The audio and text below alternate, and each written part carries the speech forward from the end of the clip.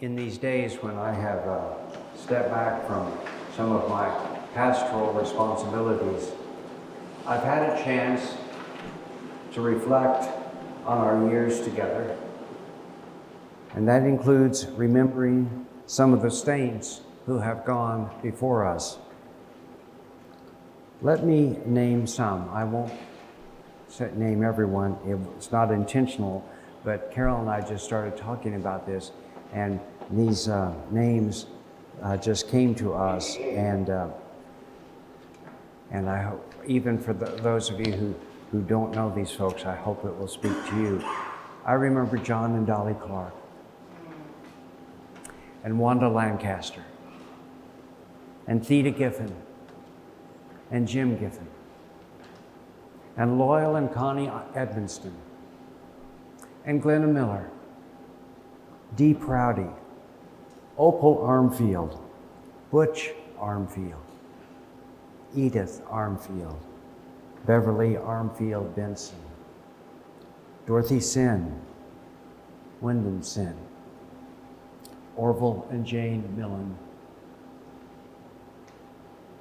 Max Millen, Walt and Hazel Millen, C.J. White, Michael Leiby, Joey Alderson, Joe Myers, Ray and Rachel Jane Burt, Beverly and Bill Greason, Colleen Hell, Janice Snapper, Larry Jacob, Beverly Mosman, Linda Jones, Keith Plumer, Brian Plumer, Frank Wilson, Gary Schroner, Bill Thorpe, Boyd Mason, Charlie Lloyd, Pearl Christensen, Marguerite Hutchins, Wes and Dorothy Wright, Shirley Rowell, Doris Ames, Andrew Beheimer, Lauren and Ada Phillips, Bill Asher, Jerry Ekman, Don Lerner. What a church that group would make. What a church that group did make. And now together they are in the church triumphant. Why do I mention these good folks whose names are now written in the Lamb's Book of Life? Because they helped shape our lives and the lives of others. Because the legacy that we have received is for all of us. So never discount the value of your witness, and never discount the witness of these folks whom I have named and the lives that they have changed. Let me add one more name. Just a second. That name is Ezra Kimball. Anybody remember Ezra Kimball? Back in 1858, he was a Sunday school teacher.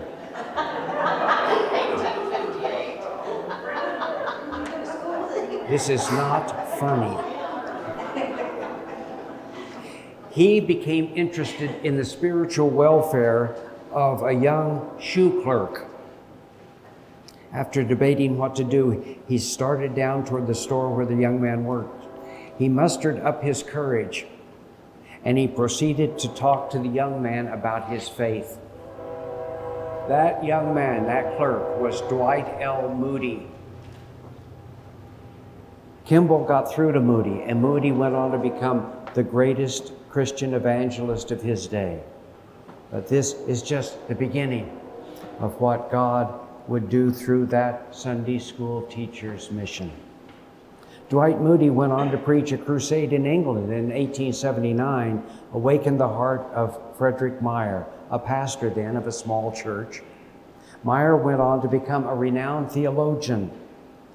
A young man heard Meyer say, "If you are not willing to give up everything for Christ, are you willing to be made willing?" Those words transformed J. Wilbur Chapman, who became a YMCA worker.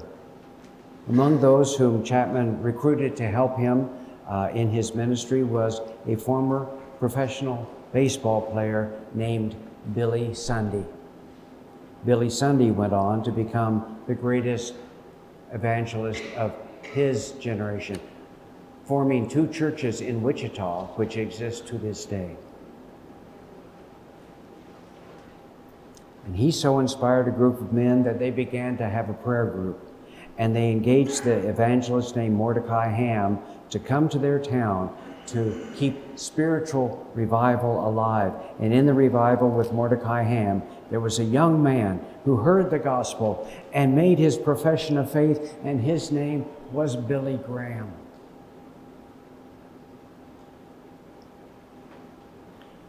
Do you think that that Sunday school teacher 158 years before, trying to get up his courage to share his faith with that young school clerk, had any idea that his action would one day influence the lives of millions?